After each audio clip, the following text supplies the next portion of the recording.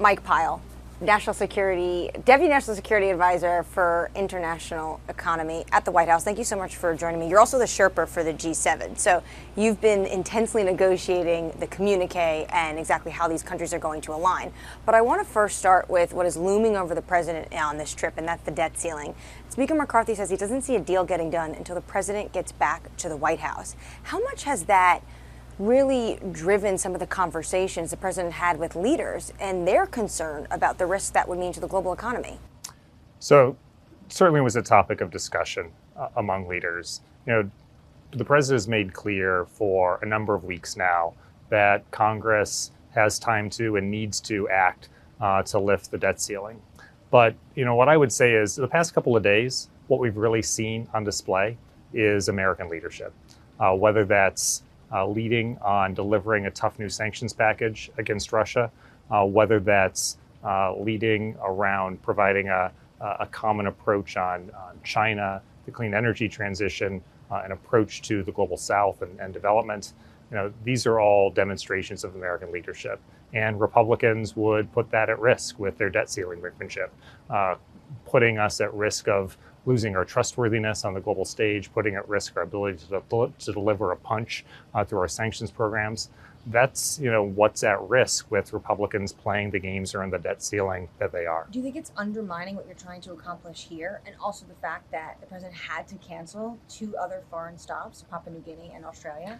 Listen, I think that we have accomplished a great deal at the G7 alongside our key allies and partners. Again, whether that's Russia, Ukraine, whether that's aligning on China, whether that's aligning on an approach to the global South and the clean energy transition. But that type of leadership, that type of ability to take steps forward as a trusted partner on the global stage, that's what's at risk going forward if Republicans fail to act. China seemed to be one of the biggest drivers of this entire trip, not just what happens in the communique, but also the sideline deals. Micron is having this deal now with Japan, and that Rahm Emanuel said to me that is a huge play when it comes to economic coercion.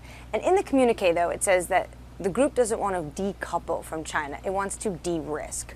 What's the difference?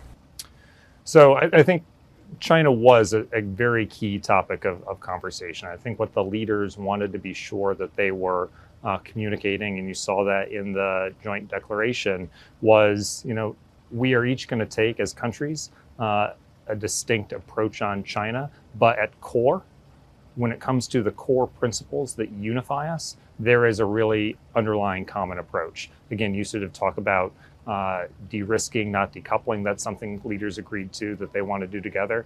And what that means is there are set of places where we have concerns, things like economic coercion, things like China's non-market policies and practices that distort the global playing field for all of our workers, things like their desire to acquire the most advanced technology to advance their military capabilities. These are common concerns. These are places where we're going to take action, but that doesn't mean that there isn't still room for a broad economic relationship between China and the G7. So, for example, last year was the United States' record year with respect to bilateral trade between China and the United States. So that's really the approach. That's not decoupling. Record trade is not decoupling, but it is saying there are a set of very significant concerns, and we're going to de-risk ourselves. Our allies and partners are going to de-risk themselves with respect to them. Do you feel like the gap, the transatlantic gap of how the United States and Europe views China is now more narrow? Because, of course, there was some tension after Emmanuel Macron went to China, and then he talked about Europe having strategic autonomy, and that irked a lot of individuals in Washington. So I think I would just say, look at the communique, look at the words from the leaders here in Hiroshima, and I think what you see on China, on clean energy, on Russia and Ukraine is historic unity from the G7.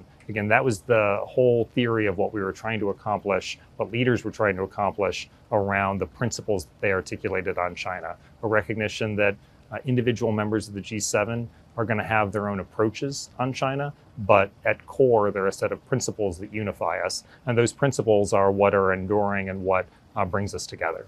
Do you think one of those core principles that all of G7 countries will get on board of would be restrictions when it comes to outbound investment? We know it was discussed here, but what are the next practical steps for each country restricting that investment in China? Yeah, so I think you saw some very significant steps forward across the G7 on outbound investment. Like I said, in the section of the communique that goes to China, leaders spoke about their concerns around China's desire to gain access to the most advanced technologies to further their military and intelligence ambitions and modernization.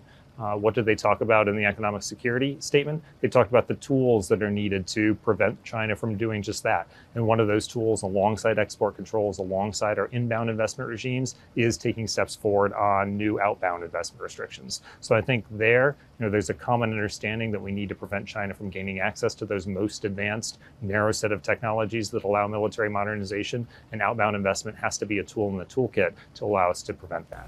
The issue would be, though, if the U.S. decides to do it, but then, say, France or Germany doesn't, and those businesses get an upper hand when it comes to their investment in China, do you get a sense that everyone is on the same page? So there was a session among the leaders yesterday on economic security. I won't get into the particulars, but I will say I think there was a real common understanding that, there is a shared interest in being sure that China is not getting access to these most advanced technologies, and an understanding that if one acts without the rest of them acting, if China gains access to those technology by virtue of just shifting their focus to another country when one has taken action to restrict those technologies, that's the same as none of us acting at all. So I think there's a recognition that we've all got to act in common if we're going to achieve this objective of preventing China from getting access to these sensitive technologies. The other big topic, of course, at the G7 is the fact that we had a surprise visit from President Zelensky. He's being welcomed with really open arms by most allies and of course, everyone at the G7. He also had a meeting with India's Prime Minister. But at this moment, he's yet to be able to secure a meeting with President Lula of Brazil. Brazil has taken aim not just at Ukraine and has been very muted in their criticism on Russia, but also at the United States, and saying BRICS countries should have another alternative to the dollar when it comes to trade. In these discussions, how do you feel like you've been able to get the global South more in line with how the U.S. views the world?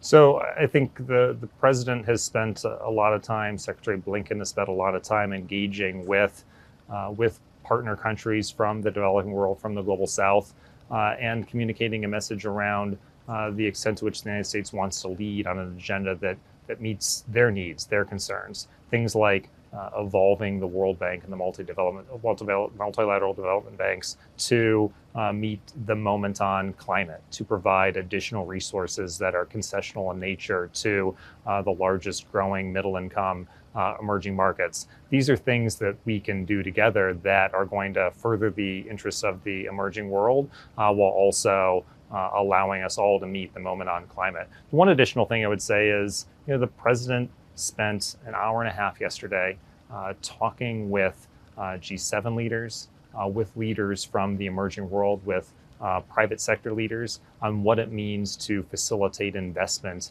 into the emerging world on things like infrastructure, on things like digital transitions, on things like gender equality and inclusion. Those sorts of priorities, and really investing the time and effort to listen, to advance an agenda together is what it means to lead side by side with key emerging markets.